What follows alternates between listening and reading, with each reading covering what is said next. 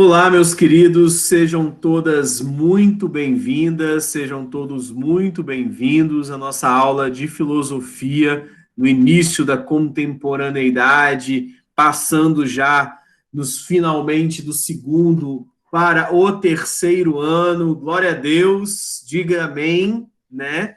Então, a gente vai passar agora para o terceiro ano, então, filosofia 3, saindo então da filosofia 1. E a última aula síncrona de filosofia da turma do segundo ano B de biotecnologia, né? Beleza? Na última aula, queridos, nós estudamos um pouco do que é a dialética e a concepção de realidade em George Hegel, ou seja, o hegelianismo, o idealismo alemão. Na biotec não. Na química. Tá bom, tá bom, tá bom. Desculpa, galerinha. Me perdi aqui. Espera aí. Realmente, segundo ano da química. Me perdoe, me perdoe? Então tá bom, então. E amanhã, né? É amanhã que a gente tem? Não. Sexta-feira a gente tem. Sexta-feira a gente tem história e o começo dos seminários. Gente, eu consegui na semana passada fazer quase todas as reposições da primeira semana. Só ficou faltando a turma de vocês. Desculpa, disso, gente, perdão.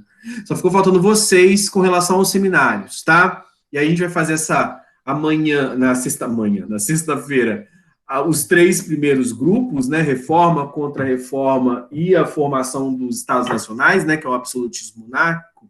Fazemos sexta. E aí, na outra semana, a gente faz, que é a última semana mesmo, a gente faz os outros três grupos, né? São o colonialismo e a conquista da América e África, tá? Então, esse outro conteúdo, então, de história fica para semana que vem, tá? A gente vai marcar, e marco aí com os líderes aí, essa reposição que eu não consegui fazer semana passada, mas vai dar certo. Mas hoje, sim, é a última aula síncrona de filosofia e vai ficar faltando um exercício que eu vou colocar no AVA para vocês fazerem sobre Hegel e sobre Schopenhauer, que é o primeiro representante da esquerda hegeliana e que a gente vai estudar hoje em complemento à nossa última aula, que foi sobre Hegel. Tá bom? Agora sim, acho que ficou tudo compreendido, estamos na turma certa, na hora certa, tá bom? Beleza. Vamos lá. Gente, esquerda hegeliana significa a gauche, a left, né, de Hegel, ou seja, na contrariedade do pensamento de Hegel, tá? São só esses dois autores aqui que são esquerdistas hegelianos? Não, tá? Contrários ao pensamento de Hegel, se somam outros pensadores, tá? Como Feuerbach, como Feuerbach, como Marx, que a gente vai estudar ano que vem, tá? Já está certo já uma coisa já no nosso horário, já saiu até o horário já próximo semestre. Eu vou ser o professor de vocês de filosofia do terceiro ano. Diz amém! Felicidade, felicidade, Botini! É isso mesmo, tá? Você vai disponibilizar essa aula e a aula passada no Moodle pra gente? Vou sim, Gessé, vou sim, tá?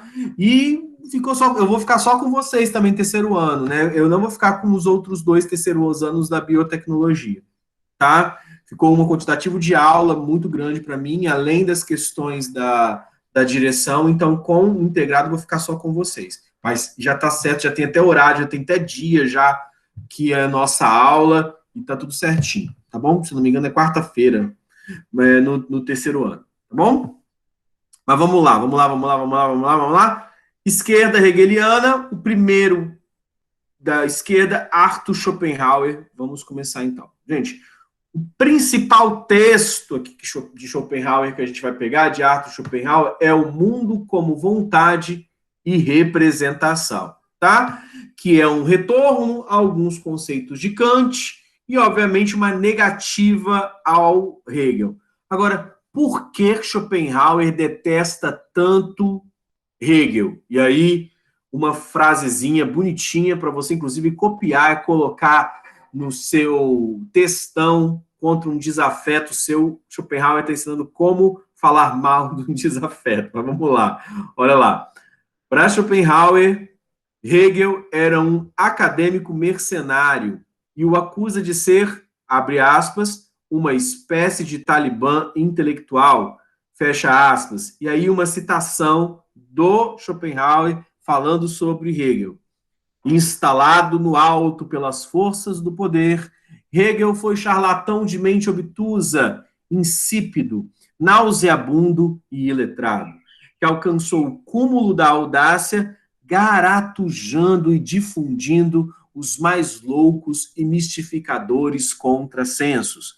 E esses contrassensos foram barulhentamente celebrados como sabedoria imortal por seguidores mercenários, sendo prontamente aceitos como tais por todos os tolos que assim se uniram para entoar um coro de admiração tão perfeito como nunca se ouvira antes. O imenso campo de influência espiritual posto à disposição de Hegel pelos que estavam no poder permitiu-lhe perpetrar a corrupção intelectual de uma geração inteira. Ou seja, palhaçada filosófica, conversa fiada, instrumento de manipulação do Estado. Aí você pode perguntar, professor, mas por que o Schopenhauer está escrevendo isso? Por que ele detesta tanto o Hegel? Hegel foi reitor da Universidade de Berlim. E durante anos a fio, Schopenhauer queria que os alunos assistissem às suas aulas. Só que as aulas estavam cheias mesmo do Hegel. Hegel não tinha espaço para colocar mais alunos que queriam assistir às suas aulas, porque na universidade, antigamente, a pessoa se inscrevia nas disciplinas que ela queria fazer, né? E poucas pessoas se inscreviam nas disciplinas do Schopenhauer. E aí, então, como reitor da universidade, ele está chamando, então, Hegel de mercenário, de manipulador do Estado, porque Hegel tem uma ideia da realidade, aquela ideia dialética, a ideia de Geist, que acaba sendo uma ideia metafísica, que é a metafísica, né, do espírito, é a metafísica do idealismo, passa a ser uma concepção otimista. E por que se dá esse otimismo em Hegel? Porque ele previa crescimento, desenvolvimento daquele Estado que era o alemão, tá? Por conta das forças do trabalho, por conta do desenvolvimento do Estado. E Schopenhauer, por sua vez, tinha uma visão pessimista, tanto que Schopenhauer é conhecido, celebrado como um dos autores de identidade pessimista, do romantismo alemão. Então a gente sai do idealismo e começa a fazer um flerte com o chamado romantismo alemão. Vão ter outros autores nessa linha, Schlegel, Schleiermacher, Hölderlin, vários autores que vão dar suporte filosófico ao pessimismo da literatura e da filosofia alemã, tá? Mas aqui a ideia principal Schopenhauer se coloca contrário ao pensamento de Hegel. Enquanto Hegel apresenta uma concepção da realidade otimista, enquanto progresso e desenvolvimento, Schopenhauer tem uma ideia pessimista. E por que Schopenhauer tem uma ideia pessimista? Porque ele entende que a verdade não é uma verdade espiritual, não é uma verdade ontológica, metafísica, não é uma verdade absoluta, é uma verdade relativa. E como verdades relativas, são realidades com V minúsculo, verdades dos entes, verdades dos sujeitos, e não verdades de uma civilização, ou de um povo, ou de um país. Hegel defendia uma identidade nacional, uma verdade metafísica, uma verdade com V maiúsculo. Schopenhauer não. Hegel é um absolutista. Engraçado, não estou falando aqui da história, não, tá? Não é defensor do poder monárquico, não. Absoluto aqui é o defensor de ideias absolutas, né? E já Schopenhauer defende ideias relativas ou relativistas, tá? Mas então, um pouquinho da vida para chegar a vocês entenderem como Schopenhauer se tornou pessimista, mas ele defendia uma verdade que não seria remunerada. Mas ele ganhava para sobreviver dinheiro na universidade, mas tudo bem. Todo esse desprezo a Hegel deu-se, obviamente, ao desacordo de sua filosofia contra o otimismo hegeliano. A história guarda mais tristezas para Schopenhauer. Schopenhauer encontra o pai, depois de ter cometido suicídio, as inúmeras relações amorosas da mãe de Schopenhauer. Depois que o pai se suicida, a mãe de Schopenhauer faz a casa dele se tornar um centro de arte, e aí começa a receber artistas e festas, Então vocês já estão imaginando o que acontece, A inteligência dele não é reconhecida, tanto que Schopenhauer é um autor que é lido, acima de tudo, pós-Segunda Guerra Mundial, ou seja, muito depois dele ter falecido. 24 semestres em que concorria com Hegel para encher as salas na Universidade de Berlim e as tantas salas vazias, isso mesmo, 12 anos de trabalho na Universidade de Berlim, convivendo com Hegel, e ele sempre sendo preterido, então você começa a ver o rancor que vai se debatendo sobre esse professor, e por sua verdade, segundo ele, que não era paga, somente se queria comprar as mentiras de Hegel, E aqui, então, uma litografia, do Arthur Schopenhauer. Mas, para além da vida dele, nós precisamos entender, e é colocado aqui, por que Schopenhauer é um pessimista. Qual que é a visão filosófica da realidade para Schopenhauer? Se a realidade, enquanto verdade absoluta e idealista, para Hegel, como que ela vai ser, então, para Schopenhauer? Que é o intuito máximo, a cereja do bolo, que a gente quer que vocês entendam na aula de hoje. Vamos lá? O mundo é representação minha. O mundo, abre aspas, frase do Schopenhauer, no mundo como vontade e representação. O mundo é representação minha. Eis uma verdade válida para todo ser vivo e pensante, ainda que o homem só possa alcançá-la por consciência abstrata e reflexiva. O que é isso, gente? Consciência abstrata e reflexiva. É um flerte que Schopenhauer faz com o cartesianismo ou com o idealismo, não é bem o idealismo, vamos dizer assim, com o representacionismo, ou com o mentalismo de Descartes, Leibniz e Schopenhauer, tá? Ou seja, abstrata e Schopenhauer, perdão, Descartes, Leibniz e Spinoza, tá? Por que essa concepção mentalista ou racionalista?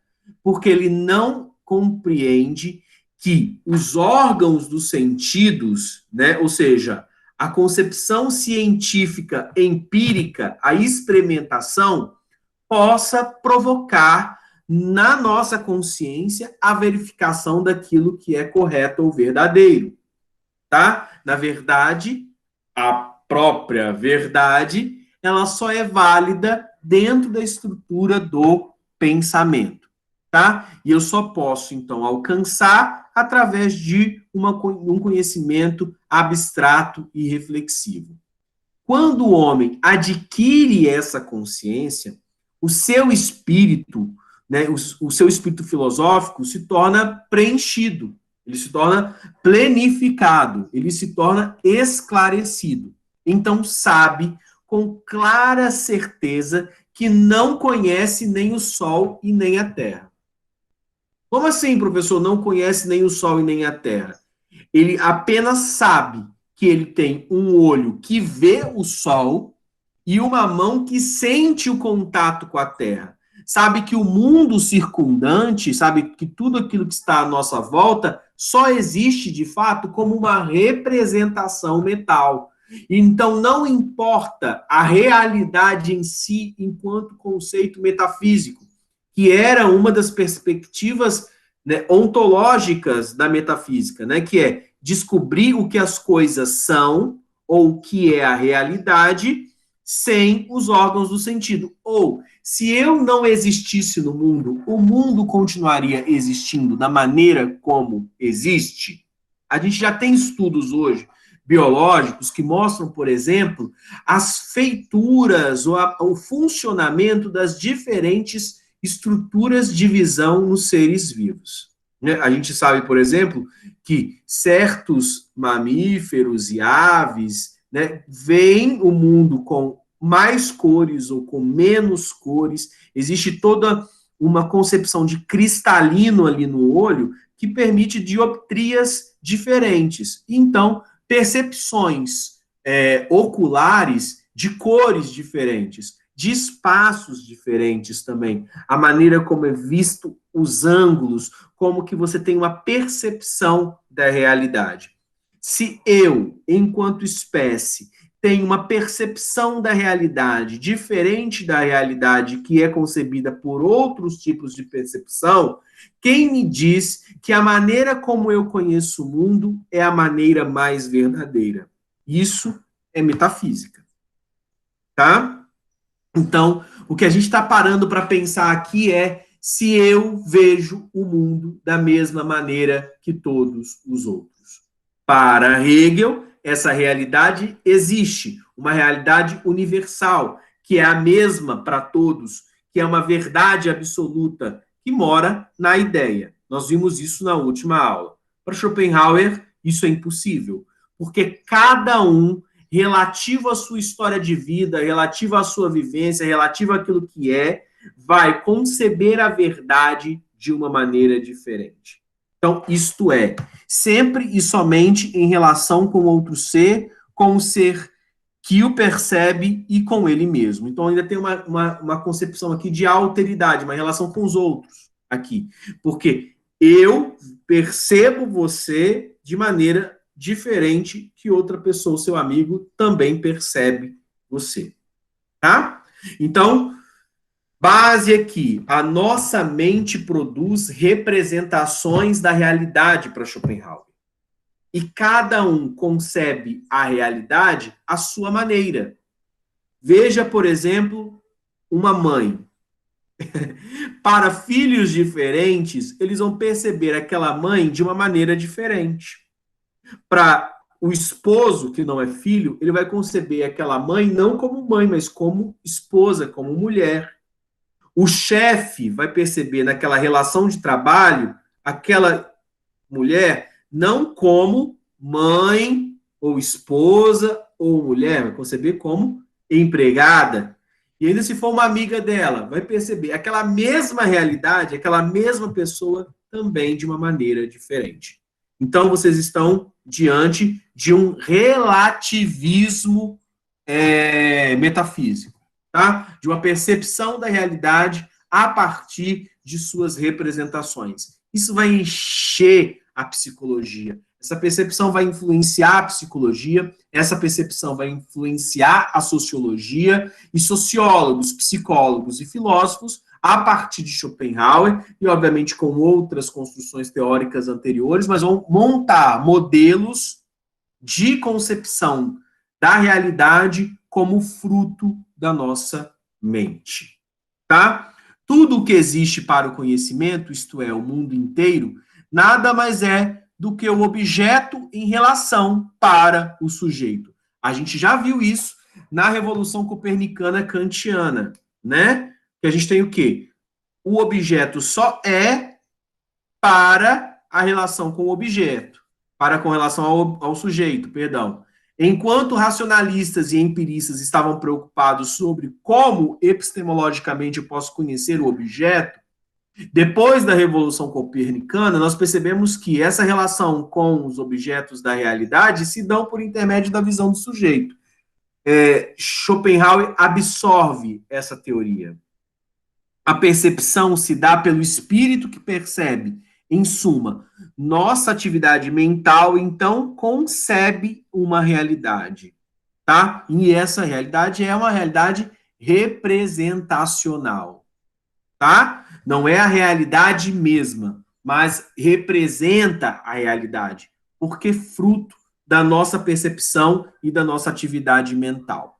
Tudo que o mundo inclui ou pode incluir é inevitavelmente dependente do sujeito, não existindo senão para o sujeito. Por isso a ideia de representação. Então, quando eu morrer, morre comigo a percepção inequívoca que eu tenho do mundo. Morre comigo o meu mundo. E o mundo, como visto por mim, não poderá ser visto por outrens. Por mais que eu escreva um livro falando como eu vejo o mundo, ainda que você seja um leitor atento e que você tenha tido uma profunda experiência da minha vida, você nunca conseguirá ver o mundo da maneira que eu vejo. Como ninguém verá o mundo da maneira que você vê. Por isso é engraçado quando uma pessoa diz assim: eu sei o que você está sentindo. Com base na filosofia schopenhaueriana, ninguém pode saber o que você está sentindo. Por exemplo, quando a gente perde alguém que é muito importante para a gente, né? Aí alguém com toda a amizade, com todo carinho, vai chegar para a gente e falar assim: olha, né, eu sei o que você está sentindo. Não. Você pode ter perdido a mesma, tipo, alguém muito próximo para você, tipo, você perdeu a sua mãe também, eu perdi a minha mãe. Mas eu perdi a minha com vivências e com experiências que só eu tive no tempo. Então, ninguém pode saber como você está sentindo. Pode ter uma ideia, pode ter vivido uma experiência tão marcante e você entenda mais ou menos como a pessoa está vivendo, mas certeza ou saber como a pessoa está experimentando aquela situação seria impossível, tá? Então, o mundo não é uma experiência extra, é uma experiência intra, não é fora, é interna. O mundo, para Schopenhauer, reside, na verdade, em nós mesmos. Nós não podemos sair de nós mesmos para verificar como o mundo verdadeiramente é. Eu não posso virar um espírito, saio assim e agora eu vou conseguir ver a verdade. Aquilo no qual depositamos nossa percepção mental carrega consigo tudo o que de fato nós somos, tá? E aí, essa atitude, que é conhecida pela fenomenologia como epoqué ou redução eidética, eu não vou explicar isso aqui agora não, tá? Porque a gente vai estudar fenomenologia ano que vem com o Edmund Husserl. Mas essa ideia de que eu posso compreender o fenômeno saindo de mim mesmo, para o Schopenhauer seria impossível. Fato, para de fato nós entendermos a representação, nós precisamos ter por certo, então, dois pontos, segundo Schopenhauer. Uma é o sujeito da representação. Tudo o que existe vai existir em função deste sujeito da representação. Ele é o sustentáculo, é a possibilidade de suporte da existência do mundo. E dois, o objeto da representação, que está subjugado ao tempo, ao espaço, ao mundo físico, mas, obviamente, obedece, a partir dessa física, algo que é para além da física, que é a percepção subjetiva. Então, gente, nós tínhamos uma concepção da realidade em Hegel objetiva, como algo que pode ser analisado no conjunto. Para Schopenhauer, não. Nós temos uma concepção de mundo subjetiva. Então, tudo o que existe no mundo passa necessariamente pela interpretação de alguém que analisa o mundo, de uma percepção que sente o mundo. E os dois vão existir apenas um em função do outro. O sujeito e o objeto estão inaliavelmente, né? Ou seja, impossível apreensão destes dois separados. Tá? Não possui sentido sujeito separado do objeto. Tá? Professor, difícil isso, né? Mas como então? Faz um resumo pra gente? Então, vamos tentar juntar tudo e fazer um resumo? Tá bom, vamos fazer. Desse modo, então, coloca aí, ó, escreve o próprio Schopenhauer, abre aspas. Não pode haver uma existência absoluta, que é o contraponto de Hegel, e em si mesma objetiva. Isto é impensável. Tudo o que é objeto tem sempre, e essencialmente como tal, sua existência na consciência de um sujeito, sendo, portanto, sua representação e sendo condicionado pelo sujeito e por suas formas representativas, que, como tais, são inerentes ao sujeito e não ao objeto. Morre, então, definitivamente aqui a filosofia cartesiana enquanto racionalista, assim como morre também as filosofias empiristas e inglesas, tá? Mas aí eu quero dar uma explicação. Eu faço uma brincadeira aqui, né? Coloco a explicação do grande filósofo Emerson Saqueto, que é o seguinte, vamos lá. Olha, meus pequenos, é difícil dizer isso, mas não existe realidade em si. Tã, como eu tentei mentir outrora. Isso aqui, gente, eu faço uma brincadeira porque eu dou um monte de aulas de metafísica, né, quando dava aula para o segundo ano, né? Então, para o Schopenhauer não existe realidade em si. Tudo é, na verdade, um conjunto de representações condicionadas pelas formas a priori de consciência.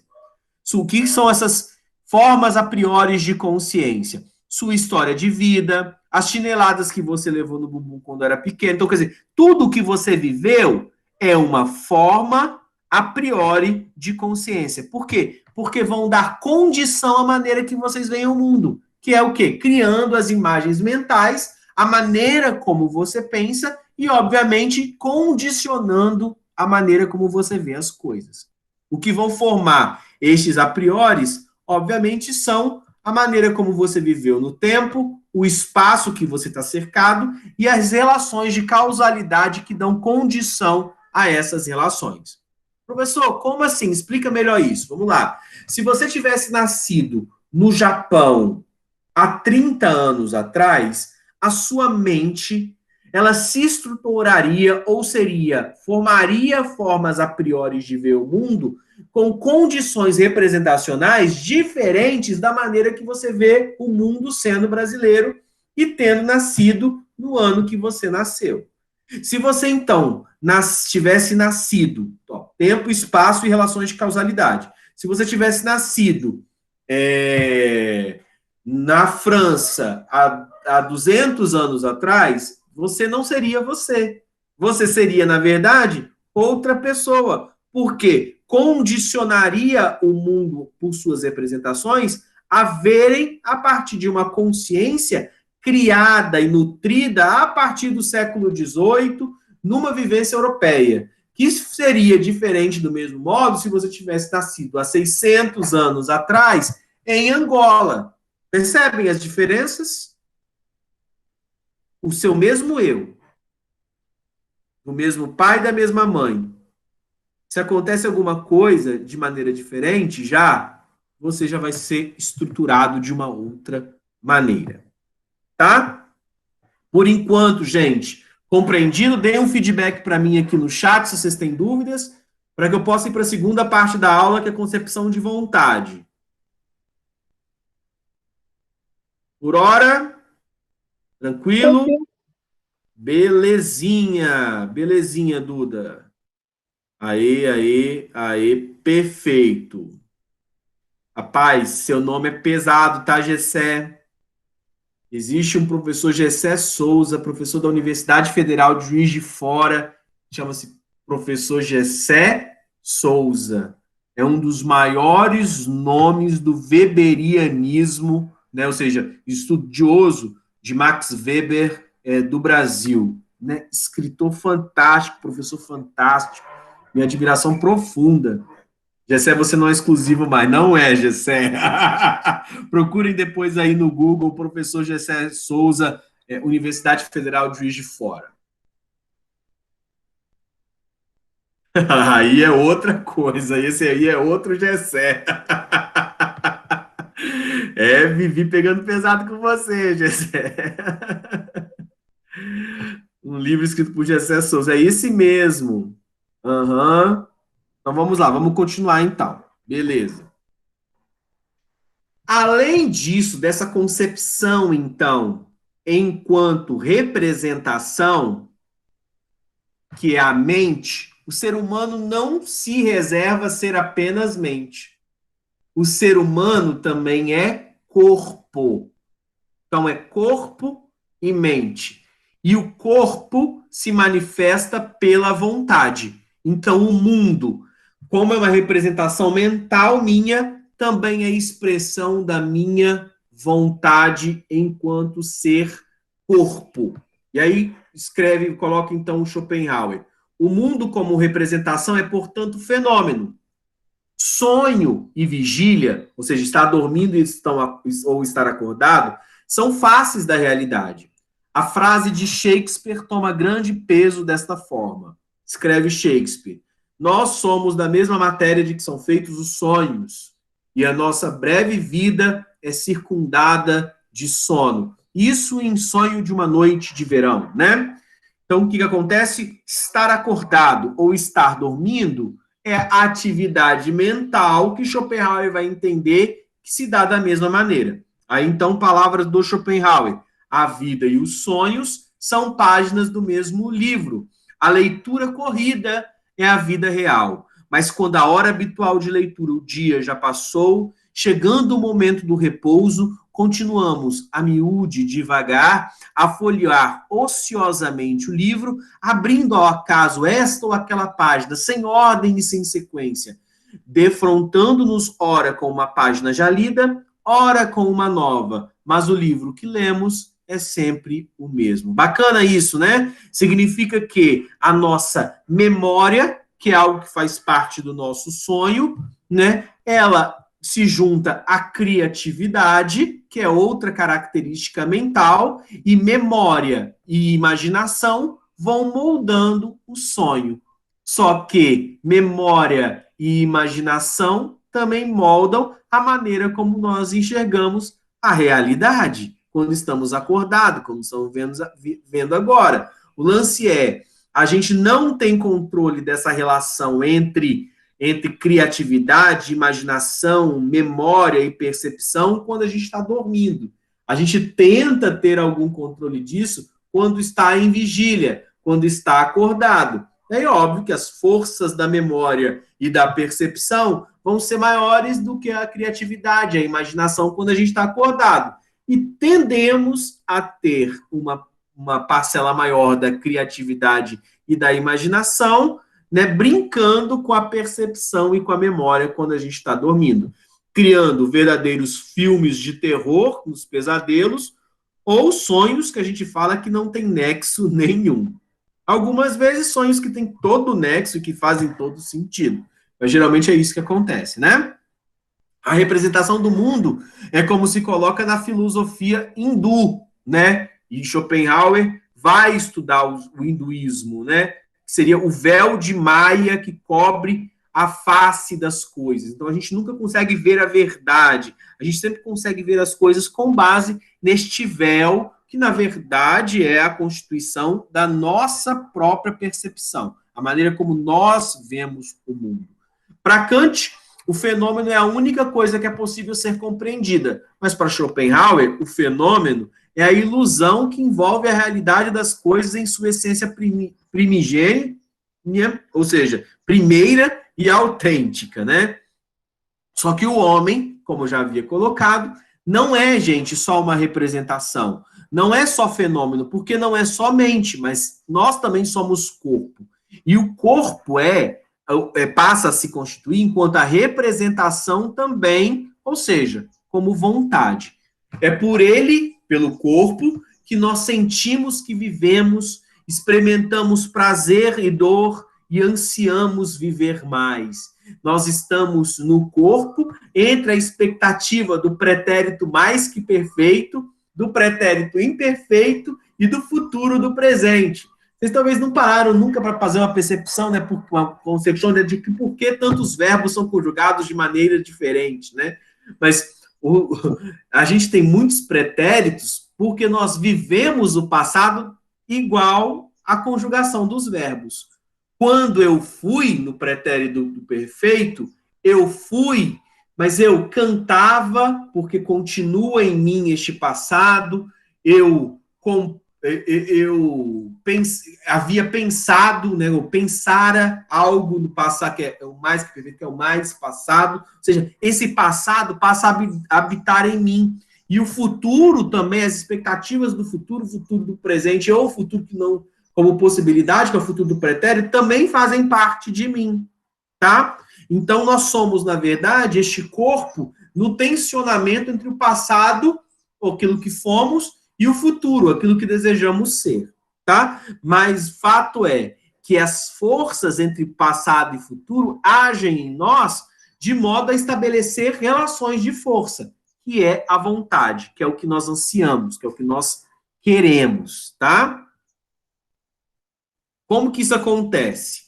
Né? Aí eu coloco uma frase de Schopenhauer e eu faço uma explicação minha logo abaixo, né? Vamos lá, diz Schopenhauer: quem compreender isso verá verdade, verá vontade, na força que faz crescer e vegetar a planta, na força que dá forma ao cristal, na força que dirige a agulha magnética para o norte, né, a bússola, né? Na comoção que se experimenta no contato entre dois metais heterogêneos, numa reação química, na força que se manifesta nas afinidades eletivas da matéria, em forma de atração e repulsão, de combinação e decomposição, e até na gravidade, que age com toda a potência em toda a matéria, se atrai a pedra para a terra como a terra para o céu. Ou seja, Schopenhauer está entendendo que todas as forças que movimentam o próprio existir da realidade poderiam ser denominadas de vontades. Que haveria uma vontade da pedra cair no chão, e a gente chama de gravidade, ou seja, é um desejo sendo estabelecido através de uma lógica, tá? E aí eu tento explicar isso de uma outra maneira, que seria assim: lutamos para impor nosso mundo aos outros, como se a minha verdade fosse superior à sua. No mundo dos fenômenos e da representação, o espaço-tempo cria muitos e diversos mundos. Na vontade, o diferente deve ser agregado como pato seu. Não se pode dar as costas para a vontade do outro, porque ela é a essência do mundo tanto quanto a minha. Aí você fala assim, professor, o que é patos? Se vocês tivessem tido filosofia grega comigo, vocês já saberiam, mas eu vou fazer aqui um parênteses. Patos, gente, vem do grego paixão. Patos é a mesma coisa que patológico, ou seja, as nossas vontades são objeto de construção da paixão, são maneiras de se construir, de consolidar aquilo que nós chamamos de paixão, tá? Então há uma certa é o desejo mesmo, a gente fica cego querendo as coisas, é a fome que sentimos diante de um determinado alimento que a gente gosta muito. E o corpo grita isso, grita a maneira de querer as coisas, tá? Aí, óbvio que eu faço uma concepção mais ética, né? A ideia de que se eu tenho vontades, eu tenho que compreender e, obviamente, representações. O outro que é diferente de mim tem também representações e tem também vontades. E não porque são diferentes das minhas representações, ou seja, visão de mundo, e das minhas vontades, dos meus desejos, significa que eles são inferiores ou menores, tá? Mas fato é, nós somos desejosos das coisas. Só que aí o que acontece? O desejo em Schopenhauer é entendido como algo que dá, mas quando eu tenho a coisa, passa. E quando eu não tenho, eu continuo tendo dor. Tipo, quando eu quero algo e não tenho, eu tenho dor. Quando eu quero algo e passo a ter, eu tenho tédio. Tá? Então, por isso que a gente começa a compreender por que Schopenhauer é um pessimista.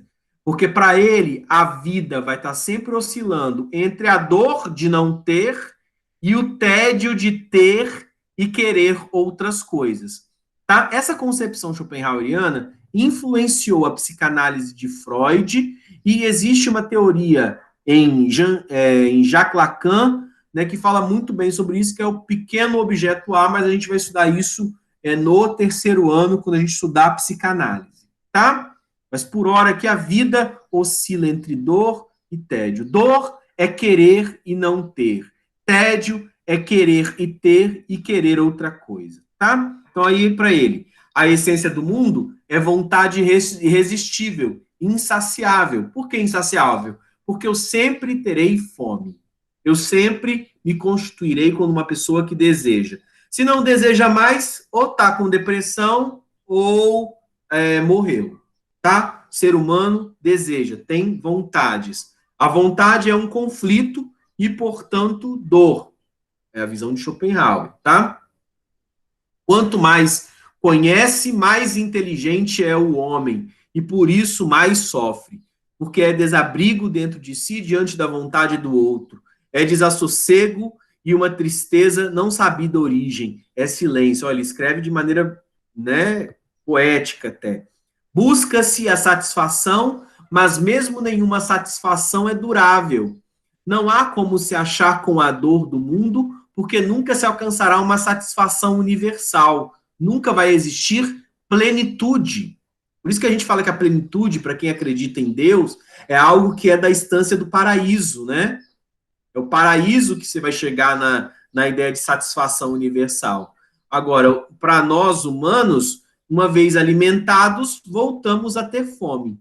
A vida, então, torna-se, segundo Schopenhauer, luta contínua pela existência, já sabida a morte, a derrota no final.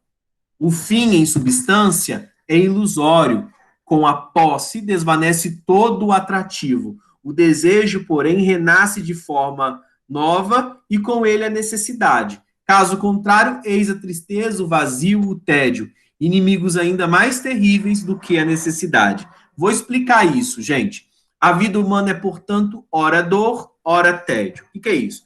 Criança ali no dia lá, 11 de outubro, né, antes do Dia das Crianças. E o menino chega pro pai e fala: pai, eu quero ganhar tal brinquedo. E fala assim: eu quero muito aquele brinquedo, porque eu vou ser feliz. Essa infantilidade acaba nos perseguindo, de certa forma, na vida adulta, né? Tem gente que acha que vai ser feliz só quando realizar um determinado desejo e não compreende que pode desejar outra coisa para continuar sendo feliz, ou mudar a maneira como olha o próprio desejo, né? Mas é que tá ali a criança. Pai, eu quero ganhar o PlayStation 5. Né? E fala assim, que só vai ser feliz se tiver o PlayStation 5. Ou só vai ser feliz se tiver aquele celular tal XLYW, que é da melhor marca e tudo mais. Beleza? E aí isso pode ser traduzido num carrinho, ou vai ganhar qualquer outra coisa, né? E aí o que acontece? Mas vamos dizer, Rafael, que esse aqui tem idade para receber, para ganhar, tá bom? Aí, beleza. O pai chega com muito sacrifício e compra. Nossa, Larissa, flamenguista, coitada, a vida é só dor e tédio mesmo, né? Ganha, ganha, ganha e continua ainda sonhando. Vamos lá. Vamos lá.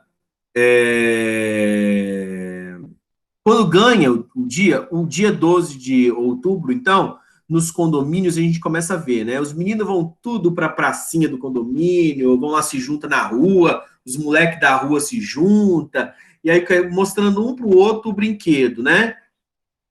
E tem amigos e amigos, né? Tem aqueles amigos seu que é aquele que guarda o lugar na escola, né? Isso que é amigo de verdade. Amigo é aquele que guarda, coloca o livro ali na cadeira do lado para guardar o lugar para o amigo, né? Mas chega ali no dia 12 de outubro e mostra lá para as pessoas terem admiração. Olha o que eu ganhei. Beleza? É igual a gente ganha quando compra um celular novo, ganha um celular, tal. Que não pode ter nenhum risco, né? A gente começa a admirar aquilo. Nossa, que legal, faz isso, faz aquilo. Até que cai a primeira vez, né? Aí arranha a tela, né? Dá um arranhadinho no lugar, e você fala.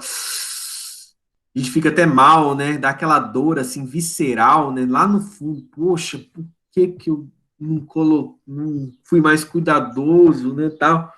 Aí depois vira a coisa sem fim, né? E a gente já joga, né? Aí o menino já ganha o boneco, tira o braço do boneco para fazer a experiência lá de médico, enterra o boneco na terra, não é assim que acontece? Depois que ganha o brinquedo, fica ali enamorado do brinquedo, depois coloca o brinquedo de lado, tá? É essa a ideia que Schopenhauer está concebendo de vontade, que quando a gente quer muito, muito, muito alguma coisa, às vezes a gente não sabe o que quer, a gente só deseja.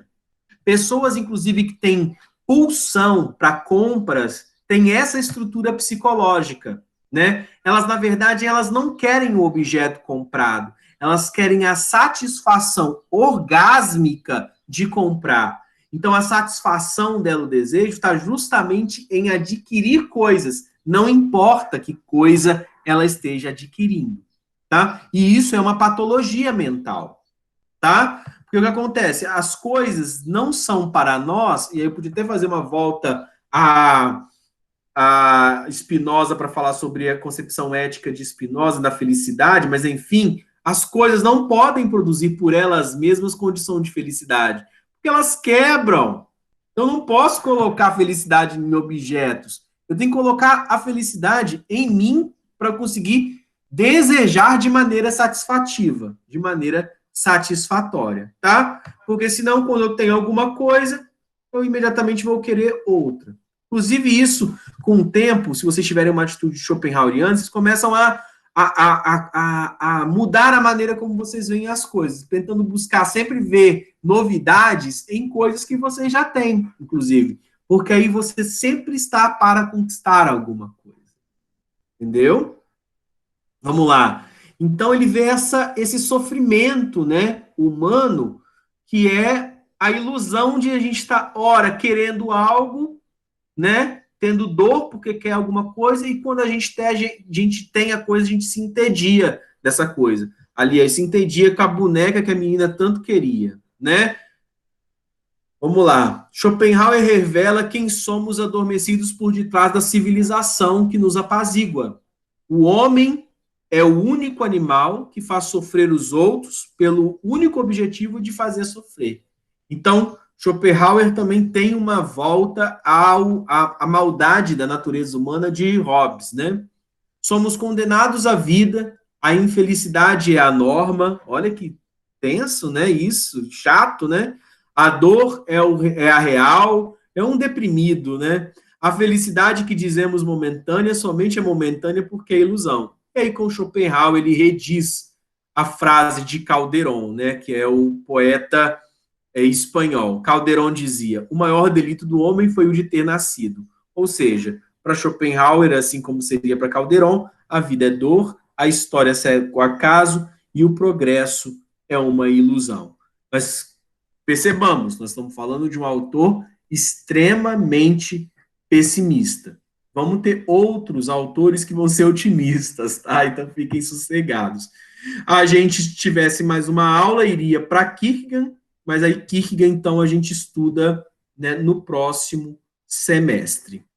Queridos, é isso. Alguma dúvida, então, sobre a filosofia da realidade de Schopenhauer?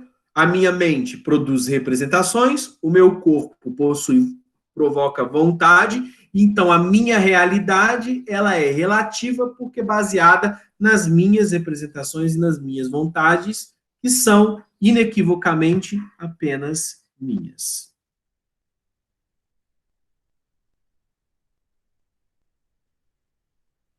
Hã? Entendido? Acho que não tenho dúvida. Rafael, Gessé, perfeito, tranquilo. Luana, interessante, beleza, foi massa, entendi. Então, meus queridos, a gente se vê sexta-feira na aula de história, então a gente vai ter um tempinho um pouco maior. Vou colocar essa aula lá no AVA depois também, com a atividade. No final de semana eu vou colocar a atividade para vocês fazerem na semana que vem. Vai ser um questionário, tá? Vou passar um texto do Schopenhauer, vai ter as minhas 2 aulas de filosofia gravadas, e aí, obviamente, vocês depois façam o questionário valendo 15 pontos. Beijo gigante, fiquem com Deus e até a próxima aula. Fala, Amanda. Os 3 últimos grupos da apresentação vão apresentar sexta que vem ou semana que vem? Tipo, não tem um dia ainda. Então, Amanda, a gente sexta que vem, porque, tipo, os horários que vocês tinham vagos nessa semana, eu tô dando aula. E na semana passada, eu fiz aquele monte de reposição, né? Eu dei aula de filosofia para vocês, mas dei aula de filosofia para o primeiro ano, dei as aulas de história para o segundo A e para o segundo B. Então, nós vamos fazer o seguinte. Essa semana agora, a gente vai ter sexta-feira a nossa aula de história e os outros 3 grupos vão ser semana que vem. E a gente marca sexta-feira mesmo, a gente já fala, ó, a próxima aula, vamos fazer a aula tal dia, a gente combina direitinho, tá bom? Tá bom, obrigada. Porque história é mais fácil também, Amanda, porque vai ser só a apresentação de grupo, né? E a gente não tem mais horário até sexta-feira, né? Então vai ser 11 horas ali, de 11 às 12h50, a gente vai fazer os 3 primeiros grupos e os outros 3 grupos vão ficar para a semana que vem. Tá? É isso. Então tá, meus queridos, beijo gigantesco. A gente se vê então na sexta-feira.